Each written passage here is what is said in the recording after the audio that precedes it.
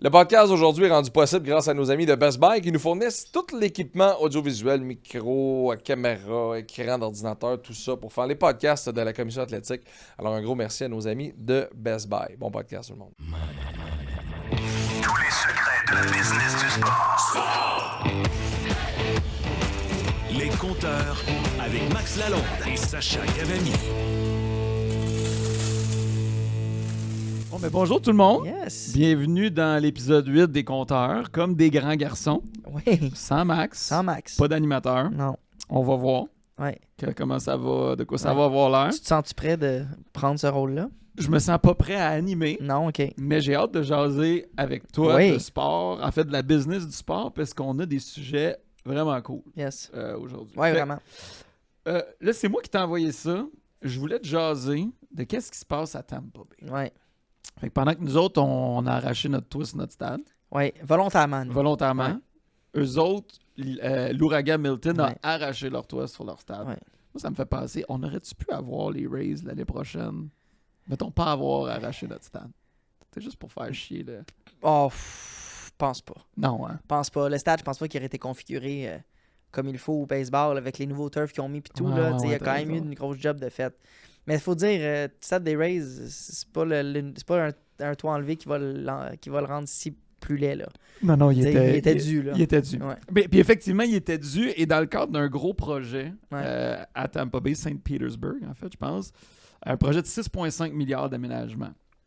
Il y avait un stade de 1,3 milliard qui allait être construit là-bas. 50% de financement public. Ouais. OK? Au mois de juillet, semblerait-il qu'il y avait une entente entre le propriétaire de l'équipe et les différentes instances gouvernementales. Et là, quelques mois plus tard, il y a un ouragan, il n'y a plus de toit, mais c'est pas la seule infrastructure municipale qui a été touchée Ouais. par ça. Et là, un bras de fer a commencé entre l'organisation et les instances gouvernementales, si bien que là, on est vraiment dans un espèce de blocage. Là.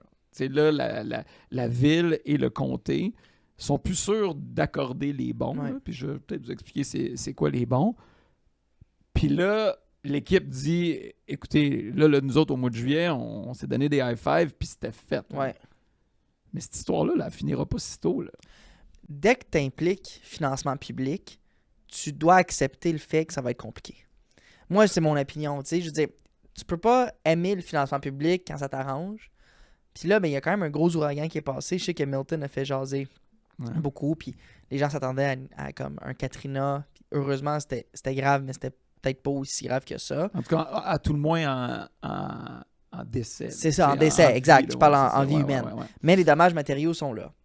Puis, mais la réalité, c'est que là, je peux comprendre qu'il y a peut-être une réflexion supplémentaire qui se fait de l'émission de ces bons. Puis je sais que tu vas en parler Ouais, un peu c'est plus ça. de c'est quoi ces bons-là, puis comment ça marche le financement public. Mais effectivement, quand on parle juste d'un stade, puis il n'y a pas d'autres enjeux, mais là, quand tu parles d'une ville qui a été quand même maganée pas mal, ouais, c'est sûr que c'est pas anormal non plus que tu rencontres des embûches là, à ce Ah, niveau-là. c'est ça, tu sais, qu'est-ce qu'il faut comprendre, là, puis je vais essayer de le vulgariser rapidement, là, mais tu sais, en Floride, il n'y a pas d'impôt étatique. Ouais, Tu exact. payes de l'impôt au gouvernement fédéral, mais tu n'en payes pas à l'État. Il y a des taxes municipales sur la propriété et des choses comme ça, mais c'est un endroit où on est très peu taxé. Ouais. C'est un outil qui est utilisé partout aux États-Unis, Ouais. mais beaucoup dans des États comme ça, tu sais, Ouais. qui n'ont pas de taxation directe. C'est qu'ils vont émettre des bons pour financer des gros travaux d'infrastructure publique. Fait que souvent, c'est des autoroutes, des hôpitaux, des affaires de même. Là. Fait que, tu sais, émettre des bons, c'est pas réservé à des stades de balles Ouais. pour des propriétaires déjà milliardaires. là. Ouais. Tu sais, fait que c'est pour ça que parfois, tu sais, il y a comme tu l'as mentionné, il y a une teneur très politique à ça. Ouais. Puis quand tu bases ton projet sur des deniers publics, il y a des chances que ça tombe à l'eau parce que Ouais. là, le climat politique, dans ce cas-ci, un ouragan, puis probablement, si le stade est aussi magané, les hôpitaux sont peut-être pas top shape. Là. Mais ce que je voulais expliquer aux auditeurs, c'est essentiellement des bons. Là. Ouais. Voilà comme on émet le bon, puis là, c'est comme on peut y souscrire à ce bon-là. Ouais. Donc, on peut prêter de l'argent À l'État. à l'État Ouais. ou à la ville. Puis eux, ils s'engagent à nous remettre notre argent avec un rendement dessus, avec un taux d'intérêt. Fait que soit que ces bons-là sont payés à travers des taxes Ouais. municipales ou soit sont payés à travers des revenus. Exemple le plus facile à comprendre, tu émets des bons pour payer un pont. Ouais. Tu bâtis le pont avec donc, c'est un gros montant, bâtir un Ouais. pont. Là, on en a bâti un ici, là, mais ça coûte une fortune. Tu émets les bons, tu as tout le cash, tu bâtis ton pont, tu mets un péage sur le pont, Ouais. puis jusqu'à temps que tu as remboursé tout le monde avec capitaux et intérêts, ben là, tu utilises le péage, puis une fois que c'est fini, ben, soit tu peux garder le péage ou tu peux l'enlever. Fait que là, dans le cas des Rays, ben, il allait avoir une taxe sur, dans le fond, les revenus générés par le stade, le loyer, etc. Mais là, la ville de Tampa Bay, je pense qu'ils ont d'autres chats à fouetter, là, honnêtement. Fait que c'est probablement ça qui a mis un peu de plomb dans l'aile. Là. Puis, tu sais, moi, je trouve ça créatif quand même comme modèle de financement. Puis, je trouve que c'est une façon, si tu es capable d'assurer un certain rendement puis un certain retour, c'est aussi une façon, d'une certaine manière, tu vas aussi aller chercher une certaine opinion publique. Si tu en as beaucoup qui achètent, il y en a beaucoup qui y croient. Si tu n'en as pas beaucoup qui achètent, là, c'est comme une manière de tu sais, démontrer c'est une ton adhésion. puis t'impliques le public. Mais l'enjeu que les Rays vont avoir, puis j'ai hâte de voir comment ce dossier-là va se dénouer, parce que c'est pas comme si l'équipe allait si bien à Tampa, à la base. C'est pas comme si...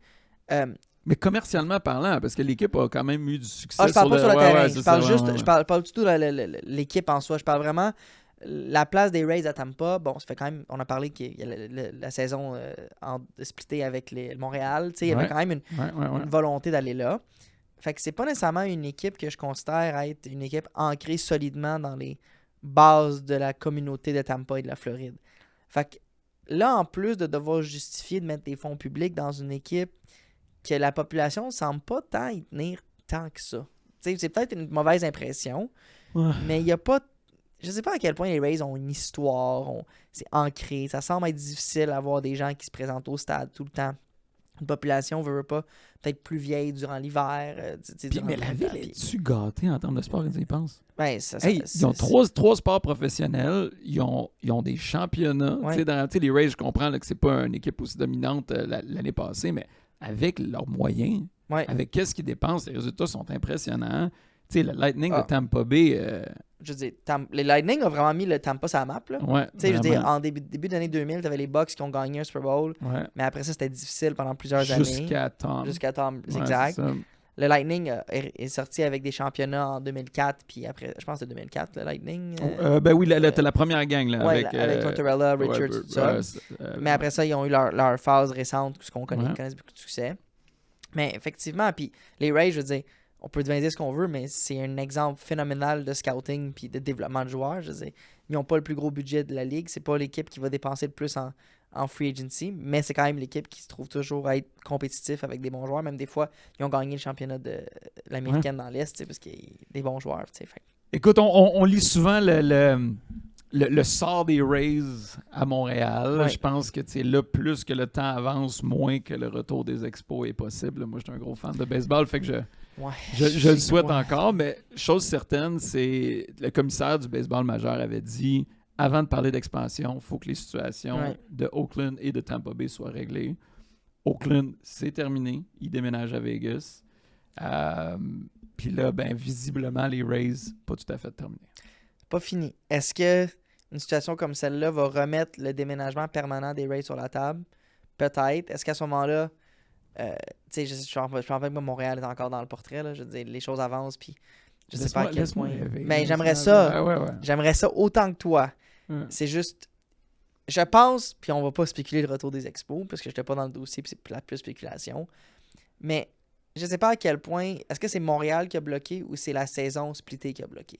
Puis je pense que c'est peut-être la saison séparée en deux villes qui a pas fait qui a pas fait des heureux. T'as pas tort, mais tu sais, Montréal serait à peu près un marché mitoyen dans le baseball majeur. Ce serait le 15e, 16e plus gros marché.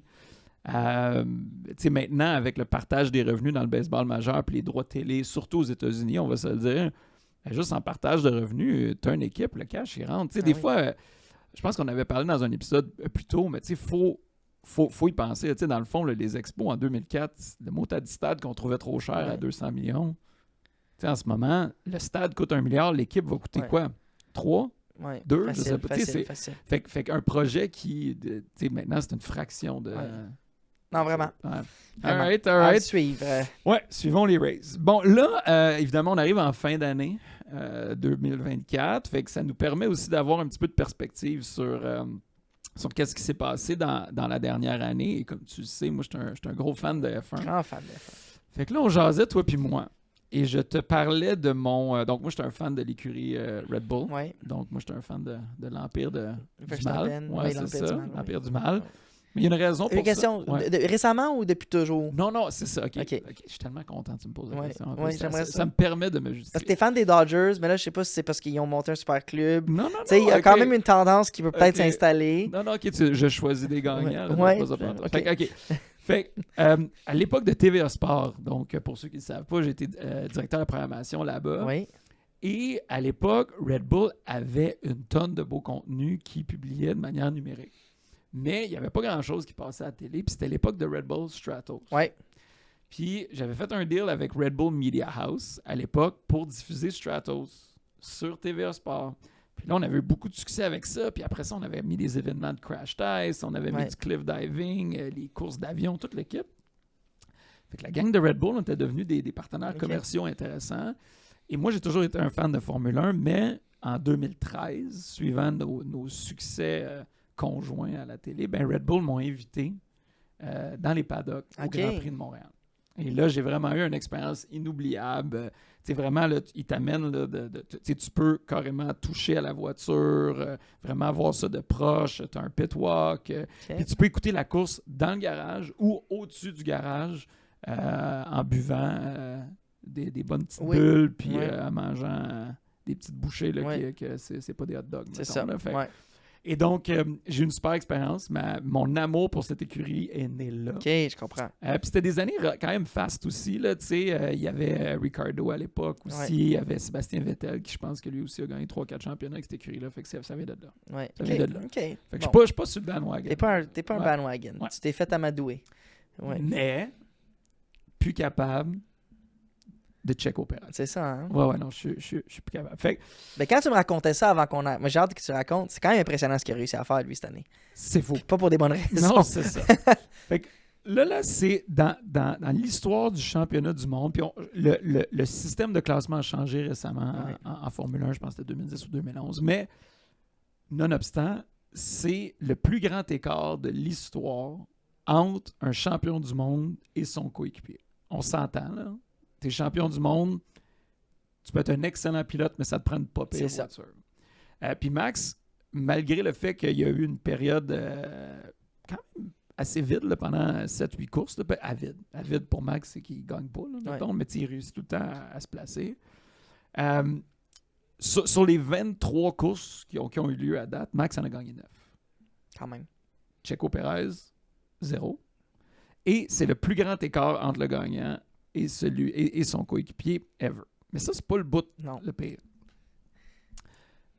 Fait que, en gros, là, on garde Pérez avec l'écurie parce qu'on dit il rapporte beaucoup d'argent, comment dire. Lui, Telcel, les compagnies Ouais. mexicaines, le suit. C'est le seul pilote mexicain, évidemment, dans la grille. Il y a un Grand Prix au Mexique également. Je pense qu'il y a KitKat qui est associé à lui aussi, qui est une grosse commandite. Puis tu sais, je pense que l'écurie Red Bull, c'est aujourd'hui, sais-tu quoi? Au pis-aller, si on fait un petit peu moins de revenus, puis je vais expliquer la structure de revenus, ben Checo, il couvre les frais qu'on... Avec la commandite. Avec la commandite. Mexicaine d'affaires. surtout. Ouais. Ou autre, mais... Ouais. ouais. Mais là, c'est plus vrai, là. Non, Plus non, vrai. non, non, non. Fait que juste vous expliquer ça vite, là. C'est pas le championnat des pilotes qui détermine l'argent que tu as, c'est le championnat des constructeurs. Pour OK? les écuries. Pour les écuries. Ouais. OK? Et Red Bull, qui a gagné le dernier championnat, avait reçu un chèque d'approximativement 140 millions. Puis là, je pense que c'est des euros ou des pounds. En tout cas, j'aurais dû checker, mais mettons 140 millions. Bon. Et grosso modo, tu perds à peu près 10 millions par position.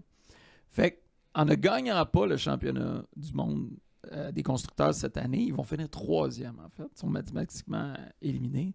C'est 20 millions d'euros Qui ont laissé ça à la table. qui ont laissé ça à table. Et À cause de Perez. à cause de Pérez. Effectivement. Puis là aussi, il y a une statistique très intéressante en F1 qui est le championnat des destructeurs. C'est que tu as 135 millions à dépenser par année sur ta voiture.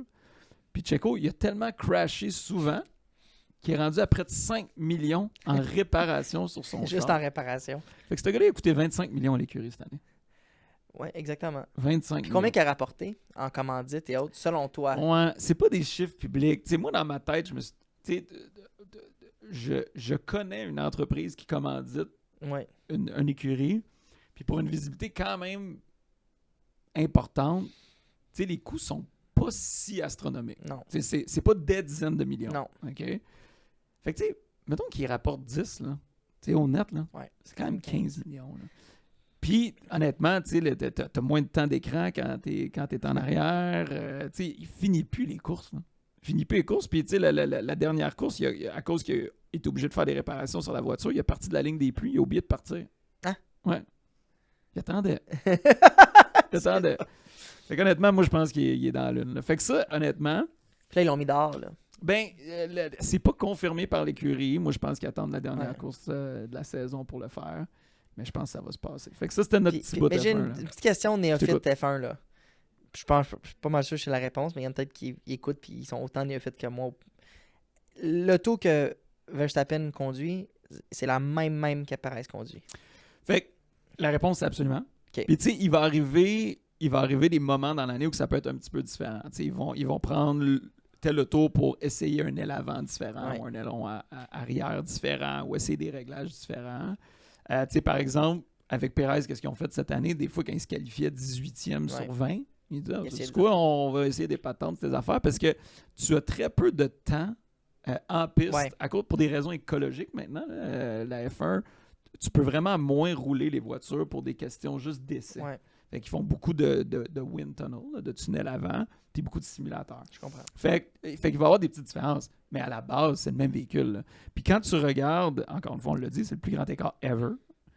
Puis si tu regardes les autres écuries comme McLaren ou Ferrari ou Mercedes, même les écuries de pointe, l'écart, là, les autos, ils ont 1 ou 2 places au classement de différence. Ouais, parce que moi, une raison pour que j'ai jamais embarqué dans la F1, c'est que quand j'étais kid, ben, c'était Schumacher. Mm. Gagnait tout le temps. Ouais.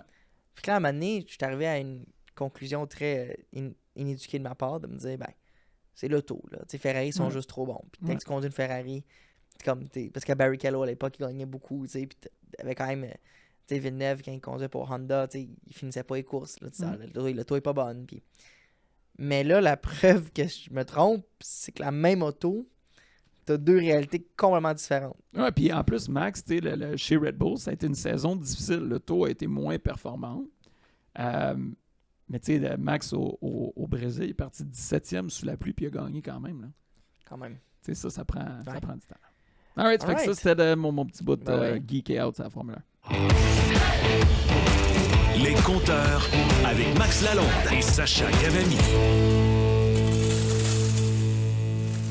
Alright, fait que tu sais, comme sujet principal aujourd'hui, Sacha, tu m'as écrit et tu m'as dit que tu voulais me parler de coach. Ouais. La business des coachs. Ouais, je trouve que c'est d'actualité.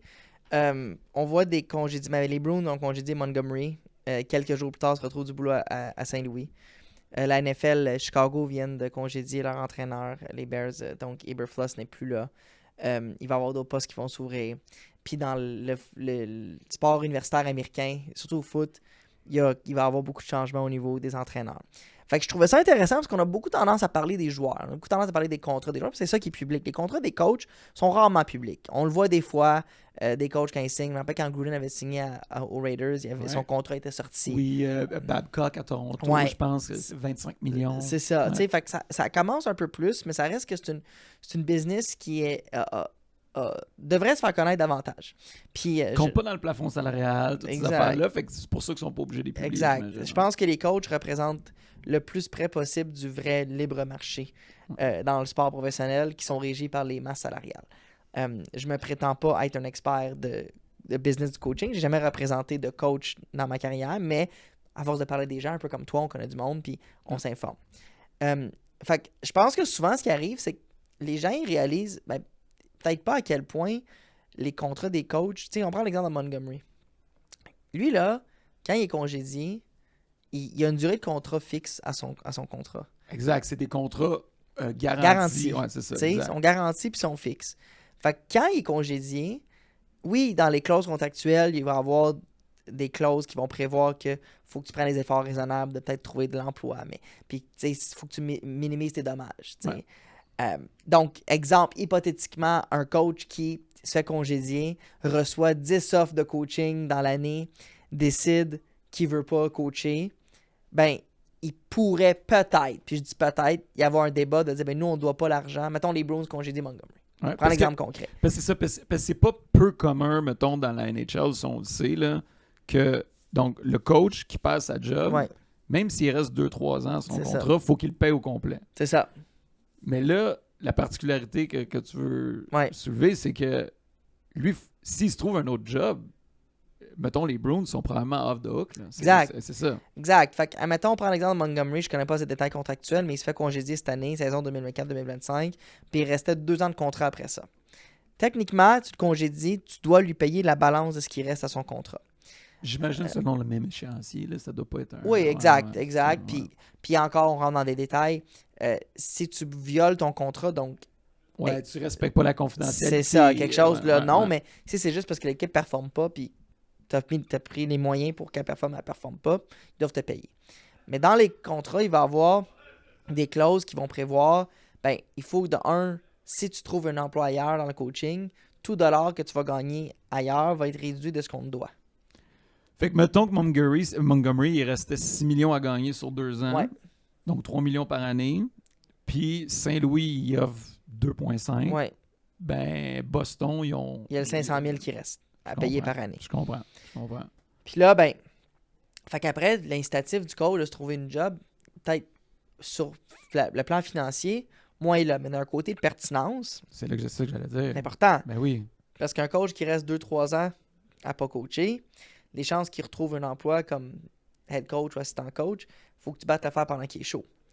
Puis en plus, ben, légalement, contractuellement, les équipes peuvent prévoir, comme je disais, des clauses de faut que tu minimises tes dommages. Ouais, c'est ça. Fait qu'à mettons Montgomery reçoit plein d'offres de contrats, puis il a dit moi j'en prends pas, je reste à la maison. Pourrait peut-être y avoir débat de dire ben t'as pas minimisé tes dommages, donc on ne doit pas les Bruins. Mais c'est difficile et même voire, moi je vous dirais, quasi impossible d'appliquer ça en réalité parce que qu'est-ce que tu fais dire que les conditions offertes sont ce qu'ils recherchaient? Tu sais, il y a plein d'affaires qui peuvent le permettre de ne pas aller là. Fait que, Il y a un point intéressant qui me vient. On n'a pas parlé de ça dans notre préparation, mais j'y pense. Tu sais, on parle souvent que c'est comme une clique, la Ouais. gang des coachs. Tu sais, dans la NHL, c'est tout le temps même qui reviennent. Ouais. C'est-tu parce que, mettons, celui qui se fait dehors, mettons qu'il a obtenu le gros contrat par son équipe, mettons, originale, puis s'il signe avec l'autre équipe, ben l'autre équipe peut l'avoir un peu à rabais, tu sais. Je sais pas comment je veux ouais. dire. À Pardon. tes souhaits, à tes souhaits. Oui, excusez-moi. Donc oui, je pense que définitivement, il y a un avantage financier pour les équipes d'aller chercher un Montgomery. Puis je connais pas, peut-être Non, ça n'a pas été un ouais. facteur, Ouais. mais de dire, hey, nous là, on vient de congédier un coach qu'on doit payer. Parce que là, on parle pas du coach des Blues qui a été congédié. T'as raison. Hein? Parce qu'il t'as faut qu'il raison. paye. Ben oui, c'est vrai, eux, il faut qu'ils le payent. Lui, c'est pas nécessairement trouver un autre job encore. Got it. Ben oui. Fait que là, il faut que je le paye. Mais pour vrai, on y pense, les Bruins s'en tirent bien. Là. Tu sais, tout le monde a vu la stats. Là. Les 3 derniers coachs se sont trouvés une job en moins d'une semaine. C'est ça. Ben parce qu'ils ont congédié des bons coachs aussi. Là. Faut, ouais. tu sais, Ouais, c'est ça. peut-être plus pour leur décision Ouais, de c'est qui ça. congédie qu'autre Ouais, c'est chose. ça. Ouais. Mais oui, puis il y a peut-être un volet stratégique là-dedans aussi. Hein? Ouais. Peut-être Ouais. qu'ils se disent, regarde, on le congédie là pendant qu'il trouve un autre job, on peut s'en sortir bien financièrement, puis on sait qu'on va pas le garder long terme. Peut-être. Mais Hey, tu penses-tu qu'ils ont parlé aux autres clubs? écoute, pour vrai, moi, je pense toujours qu'il y a des communications. Ça serait naïf de penser que tout le monde travaille dans leur silo puis ça se parle pas. Là. Comme, c'est tellement un petit monde. C'est fou, là. C'est impossible. Meeting des directeurs généraux, tu prends une petite bière à l'hôtel. Là. Tu sais, Hey, ton coach, je pense que tu le mettre dehors tu sais, bientôt. Là. Arrête, là. Il y a 32. Quoi, dans l'NHL, 32 32 teams. équipes. 32 équipes, là. Ça fait 32 DG, c'est pas long, là. T'as fait le tour. tu sais. Ouais, j'avoue. Fait que c'est ça, fait que les Blues, ils laissent partir leur coach. Là, ils peuvent dire, ben regarde, Monty, viens coacher pour nous. On va te donner un contrat de la même durée que tu restes avec Boston, puis on va te payer 2 millions par année au lieu du 3, puis toi, tu es assuré d'aller chercher l'autre million. Fait que c'est moins stressant pour Montgomery de prendre le... Tu sais, là, je spécule, là, j'ai aucune Oui, idée, c'est mais ça Pe- reste... Peut-être, t'as mis tu sais, Montgomery, c'est un très bon coach. Ouais. Fait que, tu sais, fort probablement que, tu sais, Saint-Louis était prêt à payer le plein prix dans ce cas-là. Mais je comprends qu'on spécule, mais pour n'importe quel autre entraîneur, peut-être un petit peu moins en demande. Ou Ou peut-être plus cher, même. ouais, c'est ça. Peut-être que Montgomery est arrivé et dit, regarde, les Blues, vous avez besoin d'un coach. Moi, je suis disponible. Je resterai pas disponible longtemps. C'est l'offre et la demande. Puis là, c'est ça. Ouais. Puis tu sais, c'est pas juste des coachs. Fais un parallèle parce que le sport nord-américain où les contrats sont pas garantis, c'est le foot. C'est le seul. Hein? C'est le seul. Ouais. Fait que récemment, Daniel Jones, le carrière des Giants de New York, a été libéré, malgré qu'il restait une grosse somme d'argent cette année à être payé comme argent garanti. C'est ça. Fait que dans le fond, là, les montants sont divisés, right? T'as Ouais. comme, tu vas dire, hey, le gars, il a signé un contrat de 50 millions, dont 30 sont garantis. C'est ça. Fait que le montant garanti, tu as le droit de libérer le joueur, Ouais. mais ton engagement sur les portions garanties doivent être C'est ça. Selon le type de garantie, là, on rentre dans d'autres choses, mais oui. Dans le cas de Jones, c'était en milieu de saison. Ils l'ont coupé pour des raisons de cap, de masse salariale ou de talent, skill. Dans les deux cas, Surtout le dernier. c'est ça. Ouais, Son montant était garanti. Fait que là, lui, il devient agent libre. Mais là, c'est intéressant ce qu'il a fait parce que là, il va signer aux Vikings sur le practice squad Mhm. pour un salaire proche du minimum. Mhm. Mais lui, pas grave, parce que les Giants vont le payer. Puis à ce temps-ci de l'année, t'as pas une équipe qui va avoir la place à la masse pour plus. Fait que les Giants acceptent littéralement le fait. Ils préfèrent payer Daniel Jones pour aller jouer pour une autre équipe. Parce qu'ils savent que dans ce cas-ci, le offset, donc pour le dollar qui va être réduit pour chaque dollar gagné, ne s'appliquera pas. Parce qu'il n'y a aucune équipe avec 5-6 semaines qui restent à la saison régulière va payer Daniel Jones une somme d'argent incroyable qui va égaler ou aller plus loin que ce que les Giants payent. Fait qu'imagine, là, t'es les Giants de New York, puis tu te dis, nous, on préfère à ce stade-ci, tu vas voir le propriétaire, dit, nous, on le laisse aller, puis on sait qu'on va devoir le payer, ça. Puis qu'on le garde avec nous, qu'on le laisse aller, on va le payer la même somme. Mais pour nous, ça fait plus de sens de le libérer, puis de le payer pour aller jouer pour un autre club. C'est ça qui se passe en réalité. C'est fou. Ça me fait penser à dans Moneyball, le livre Ouais. devenu un film. Il y avait un des joueurs où que les Yankees, dans le fond, avaient fait un échange, mais retenu du salaire. Là. C'est pas exactement la même histoire, mais Billy Beane il avait dit à ce joueur-là, je veux juste que tu comprennes que les Yankees de New York te payent 5 millions par année pour jouer Contre eux. contre eux. Oui, exactement. C'est fou Exact. pareil, hein? C'est ça. Fait Vous- que quand on revient au coach, ben, c'est ça un peu la réalité, où est-ce que un coach comme dans l'exemple de Montgomery, ben, il a le beau jeu. Il peut choisir vraiment le meilleur fit pour lui. Ouais.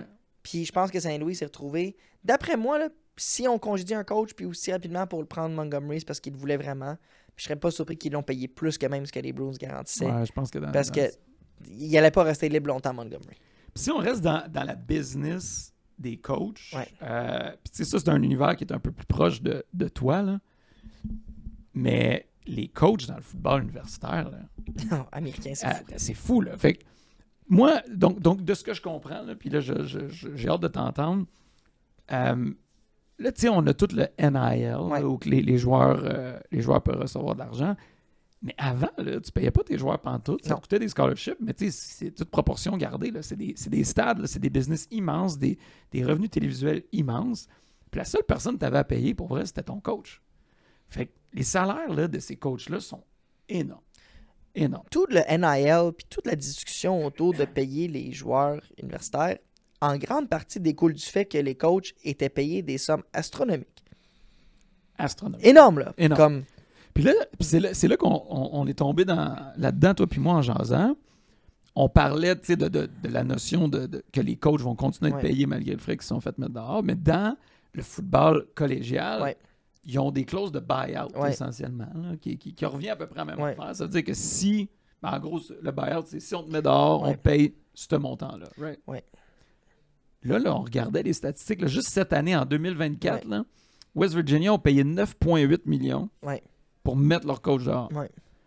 Purdue, 9,3.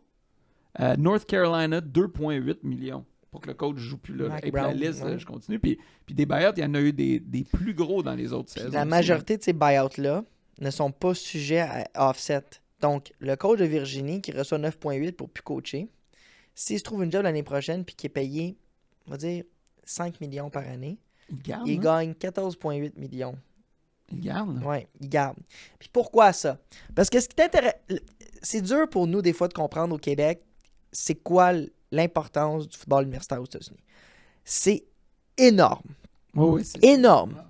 En fin de semaine passée, Ohio State, Michigan. Ohio State a perdu contre Michigan à Ohio State. J'ai vu l'histoire du drapeau planté, ça fait du grabuge puis tout. Là. Tout. Ça me tient à cœur. Là. Non, mais c'est comme la fin du monde, là, présentement, dans Buckeye Nation. là. C'est Ouais. la fin du monde. C'est pas un match de playoff, on n'est pas encore au National Championship.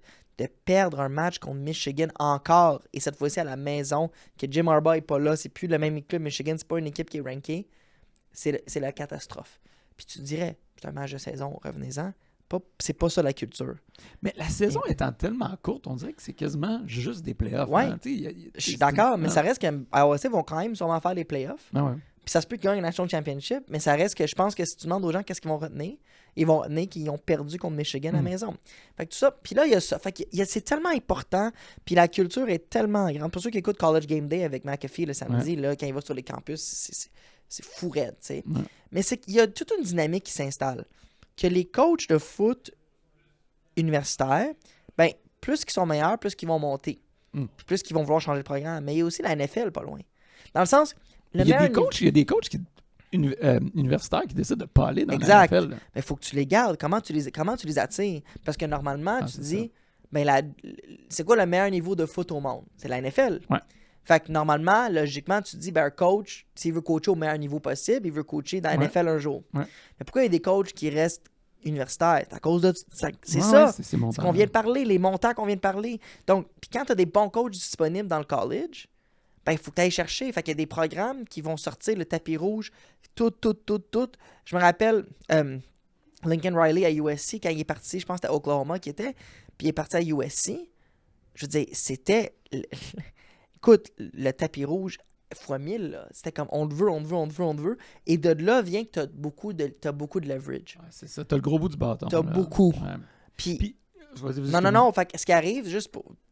Quand tu vois ces clauses-là, tu te dis, mon Dieu, fait que tu as des buy-out, en plus de que tes sommes sont garanties, en plus que si tu trouves une autre job ailleurs, tu vas te prendre cet argent-là en plus. Dans la NFL, en parallèle, les coachs ont presque tous des offset clauses. Ouais, exact. Comme on parlait avec Montgomery. C'est ça. S'ils se font engager ailleurs. C'est ça. Tu sais, je pense aussi, puis encore une fois, tu connais plus ça que moi, mais le coach au niveau universitaire, Ouais. tu sais, il incarne le programme aussi. Tu sais, la philosophie, tout ce qui est le recrutement des joueurs, le style de jeu, toutes ces affaires-là. Je pense que c'est probablement un des niveaux, en tout cas, dans le football, où que le coach a le plus d'incidence sur le succès de l'équipe. Exact. Parce que, tu sais, un coach vedette va probablement attirer des meilleurs joueurs high school à venir aussi se joindre à son programme, right? Oui, mais là, l'NHL va changer ça. Parce que pendant longtemps, les coachs universitaires, c'était aussi ceux qui recrutaient. C'est ça. Fait que c'était le coach. Quel coach va m'aider à avoir les meilleurs joueurs ici? Exactement. Oui. Ouais. Fait que c'est là qu'il y avait beaucoup de valeur. Quand tu voyais Lincoln Riley, les clubs qui ont monté, Jim Harbaugh, quand tu voyais Nick Saban, qui n'a pas eu une belle carrière NFL, là, Nick Non, c'est Saban vrai. qui a été allé à NFL avec les Dolphins, ça n'a pas été... Mais ça doit pas être la même affaire. Non. Coacher des gars, Comme des coacher jeunes. junior versus Ouais. la Ligue nationale, je pense. Mais tu sais, t'as tellement plus d'ascendant aussi sur les joueurs dans l'âge universitaire. Ouais. Tu peux vraiment les influencer. Il leur reste une quête. Ils ne sont pas arrivés à destination. Alors que dans la NFL, les gars gagnent plus que les coachs, là, pour la Exact. plupart. Puis, tu sais, sont arrivés au bout du rêve, sont à C'est destination. ça. là. Mais là, avec les nouvelles règles de partage de revenus, d'NIL, de tout ça, est-ce que les coachs vont avoir autant ça va-tu devenir plus comme la NFL? Puis je pense que oui, regarde Andrew Luck qui a été embauché à Stanford comme directeur général du programme. Ouais. Mais ça va être quoi? Lui, il va scouter, puis il va prendre une décision, puis ça va être combien de NIL on offre, combien d'argent qu'on offre à tel joueur. Ça va devenir... Fait que, est-ce que les coachs universitaires vont avoir le même impact? Je pense que leur importance va rester la même dans le sens qu'il faut gagner des games, mais peut-être un peu moins d'impact sur le recrutement. Ouais. Parce qu'il y a beaucoup de joueurs qui vont être influencés par la pièce. C'est sûr. En tout cas, chose certaine, la business des coachs, on y pense un petit peu moins, mais ça reste que c'est vraiment intéressant. Puis, tu sais, on pourra en parler éventuellement, mais tu as la business des directeurs généraux aussi, où que ça, c'est encore une fois, c'est d'autres salaires qui ne sont pas dans la masse salariale, mais qui ont vraiment une incidence sur le succès de l'équipe. Ben, c'est sûr. Fait que, tu sais, je pense que ça, c'est... Quand on y pense, je vais faire un parallèle super boiteux, là, encore une fois, moi, le petit passionné de F1, mais tu as des choses qui comptent pas dans le plafond salarial en F1, Ouais. dans lesquelles Ouais. tu peux investir, mais qui peuvent venir contribuer au C'est succès ça. de l'équipe. Ben, je pense que, tu sais, la valeur d'un coach, la valeur d'un DG, la valeur du scouting staff, toutes ces affaires-là, t'as pas de plafond, là. Non. Tu sais, ton plafond, c'est dans le fond ce que ton propriétaire est prêt à dépenser. Puis honnêtement, ça a une grosse incidence. C'est ça. sûr. Puis c'est comme des aspects comme ça, un peu, je dirais pas intangibles, mais qui vont contribuer au succès d'une équipe. Je veux dire, je parle de foot. Prenons l'exemple des Steelers de Pittsburgh. Hmm. Mike Tomlin, A jamais Ok. eu une fiche perdante. puis il n'y a pas eu des gros clubs, là. Non. Il y a des équipes des années, tu fais comme. Mais c'est coaching. Ouais. Coaching. Ça vaut quelque chose. Moi, j'ai une question pour toi. Est-ce que tu penses qu'on va revoir des échanges de coach? Aïe, aïe. Hein? Tu vois, ça, là, c'est tellement... Je vois difficilement comment ça pourrait revenir, pour être bien franc avec toi. Parce que c'est Michel Bergeron a été échangé. Ouais. Y en a-tu eu d'autres? Écoute, là, tu me Pense- pognes, là. Tu, Ouais, on non, mais j'ai aurait pu- pensé à ouais, ça, ouais. là. Tu sais, pour moi, je pense que quand tu veux faire un changement de coach, c'est que ça va pas bien. Non. Fait que, tu sais, ton stock est pas si élevé. Écoute. Puis là, honnêtement, je pense pour un prochain épisode, là, mais tu sais, il faudrait vérifier aussi. Tu sais, je pense pas que la convention collective te permet d'échanger, mettons, un choix de première ronde contre un coach. Ça serait fou rire, T'sais- quand tu y penses. Ouais. Mais en même temps, je veux dire, je trouvais juste ça intéressant parce qu'on a tendance à voir beaucoup les joueurs, mais il y a des acteurs à l'extérieur qui contribuent énormément. Mais ça, c'est le facteur qui, honnêtement, est hors marché. Et, Ouais. tu sais, dans le sens, mais peut avoir vraiment une grosse incidence. Hein. Ouais.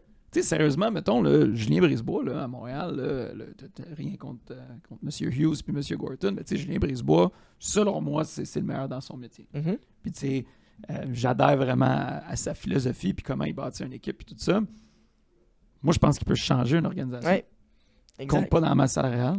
Tu peux le payer ce que tu veux, là. Tu peux Exact. payer ce que tu veux. Tu Exact. peux donner des parts dans l'équipe, genre. Exact. Tu sais, Mais c'est super intéressant. à réfléchir, tu sais. Je me demande à quel point que c'est réfléchi ou même, tu sais, mettons dans Julien Brisebois ou dans le foot Mike Tomlin, puis tu dis, tu sais, là, on spécule, on a du fun un peu, là, Ouais. juste notre monde de fantasy. Mais t'as un up and run. Tu sais, Julien Brisebois était l'assistant pendant longtemps. Tu sais, fait que t'as Ben Julien oui. Brisebois Ouais. qui est là. Tu dis, hey, ce gars-là, il est bon. Ce gars-là, il est bon. Puis on a un bon DG en avant. On a Stevie Y. Mm. Tu dis, On ça se pourrait monnaie. ramasser du talent en aide. hey, tu irais chercher du stock, là. Si ça se pouvait, tu sais. T'échangerais, mettons, là, le meilleur DG de la ligue, c'est combien que ça vaut en joueur? C'est Ah ouais, mais un c'est- joueur étoile, c'est un choix repêchage. Tu sais, mais c'est quand même. En tout cas, Ouais. des fois, de réfléchir aux actifs d'une équipe sportive qui ne sont pas juste les joueurs, mais les autres acteurs, je pense que ça nous fait réfléchir aussi autrement sur c'est quoi la valeur de ces actifs-là, puis comme à quel point l'équipe est chanceuse ou pas d'avoir ces genres de personnes autour. Tu sais. Super intéressant. Alors, je vais te faire... Max n'est pas là. Fait que c'est moi Ouais, qui vais te c'est faire toi qui un petit anime le quiz. OK. Ouais. Puis là, j'ai une proposition pour toi. Vas-y. Je te fais un quiz. Ouais. Je vais te poser un certain nombre de questions. Ouais. Tu vas avoir une note. La semaine prochaine, tu me fais un quiz. OK. Puis moi, je vais avoir C'est bon. une note. Parfait. All right? Yes. Tu vois-tu mes chiffres, là? Non. Check pas, là. Non, je check pas. Je t'ai vu, t'as Je t'ai écrit mal aussi. Fait que je Ok, vois j'ai pas, écrit je très mal. vois pas, même si je voulais. All right. Fait que je l'ai mentionné un petit peu plus tôt, on arrive en fin d'année. Ouais. C'est très le fun au mois de décembre. On va manger, on va voir la famille, on va voir des Ouais. amis, mais aussi on peut regarder en arrière, puis on arrive en fin d'année, fait qu'on peut évaluer une couple de choses. Je voulais qu'on jase de médias Ouais. sportifs, plus particulièrement de codes d'écoute, 4 sports majeurs en Amérique du Nord. Ouais. Je veux qu'on fasse un over-under OK. des codes d'écoute OK. pour chaque sport. OK. Puis j'ai des questions bonnies pour toi. OK, parfait. OK? Comme ça. Major League Baseball. Ouais. OK, je te donne un indice. Cette année, près de 70% d'augmentation des codes d'écoute aux États-Unis. OK? Tu sais, on s'entend New York, LA, Ouais. 2 immenses marchés. Ouais. Otani, joueur par excellence dans la nationale. Judge, joueur Ouais. par excellence dans l'américaine. Tu sais, Ouais. pas meilleure histoire que ça. Fait que over, under, 10 millions de moyenne sur les 5 matchs. Over. T'as raison. Over.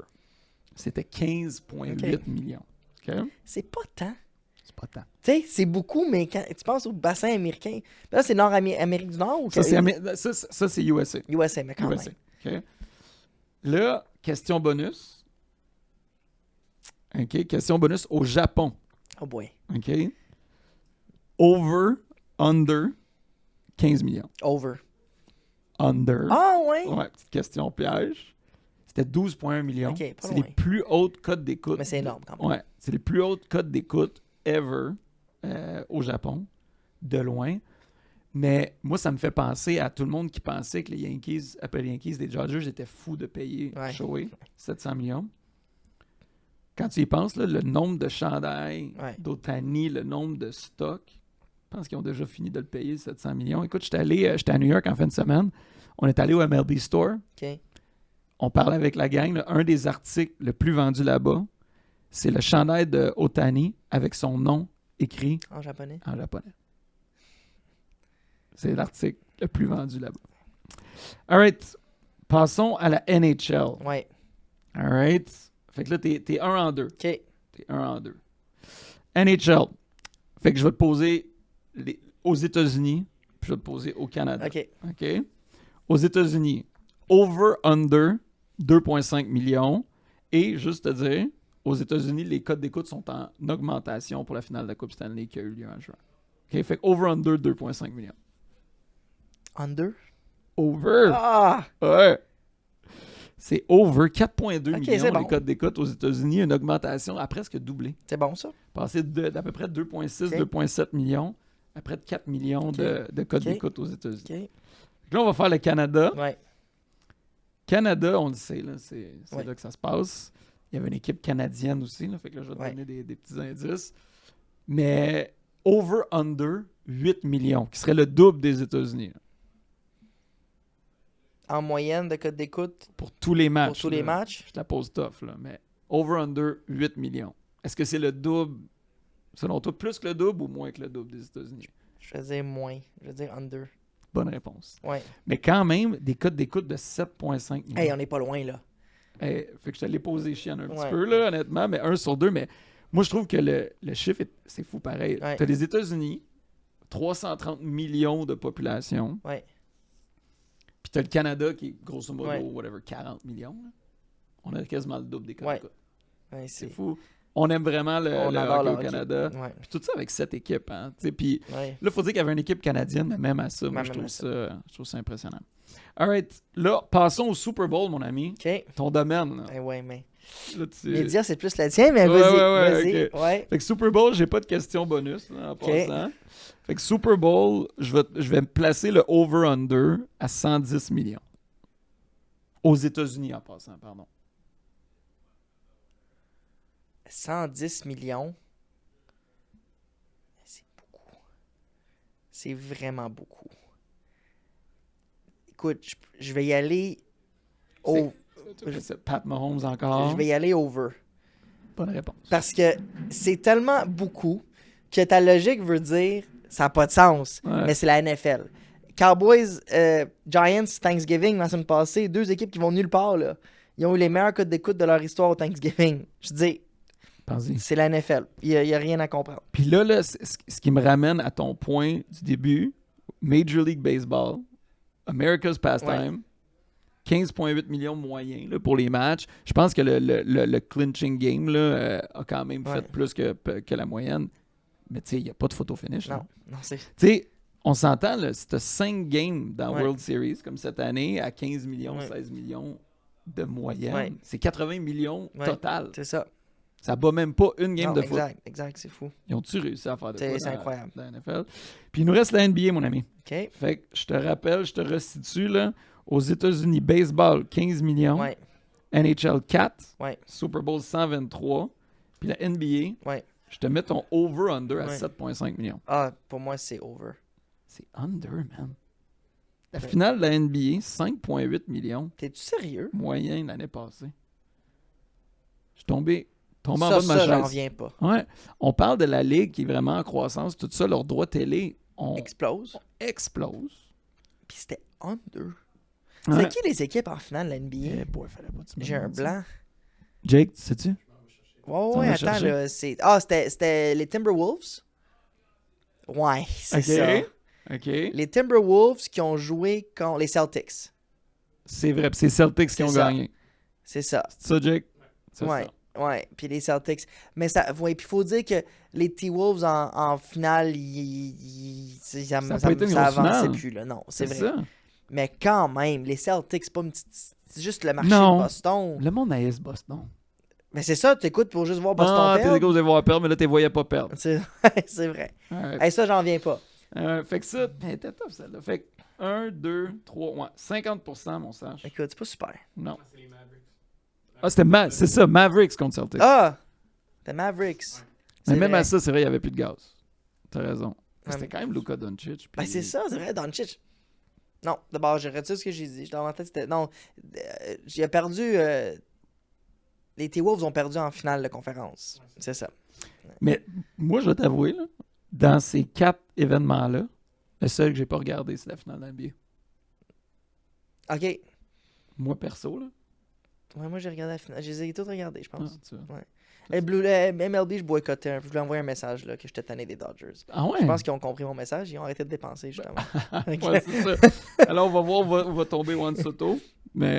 Et ça sera pas au Jay, je pense. Ouais, ça Je sera. pense pas. Ouais, moi, je pense que tout le monde utilise. Oui, c'est ça la nouvelle game. Là. C'est ouais, c'est ça. comme les Canadiens qui avaient les tours d'hélicoptère. Là. Ouais. Ça va pas. Puis là, on visitait la ville. Puis là, finalement, pendant ce temps-là, Tout le monde son signait, agent ouais. négociait avec l'autre équipe. Puis on se ramassait avec Carl Osner, nous autres. Oui. Ouais. Oui.